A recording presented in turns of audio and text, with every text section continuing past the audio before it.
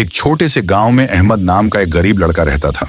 उसके पास ज्यादा दौलत नहीं थी, लेकिन दिल बहुत साफ था। वह हर नमाज के बाद चुपचाप दुआ करता और किसी को बताता नहीं। एक दिन गांव की मस्जिद में पानी की बहुत कमी हो गई। लोग परेशान थे। अहमद ने बिना किसी को बताए रोज रात को दूर कुएं से पानी भरकर मस्जिद के मटकों में रख दिया। किसी को पता ही नहीं चला कि ये काम कौन कर रहा है। कुछ दिनों बाद गांव में बारिश न होने से हालात और बिगड़ गए। सब लोग अल्लाह से दुआ करने लगे। उसी रात अहमद ने रोते हुए कहा, या अल्लाह, मैंने जो भी छोटी सी नेकी की है उसे कबूल फरमा ले। अगले ही दिन जोरदार बारिश हुई। गांव खुशियों से भर गया। एक बुजुर्ग ने कहा, यह किसी खामोश नेक दिल की दुआ का असर है। अहमद मुस्कुराया और दिल ही दिल में अल्लाह का शुक्र अदा किया।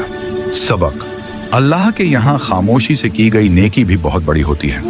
दिखावे से नहीं, सच्चे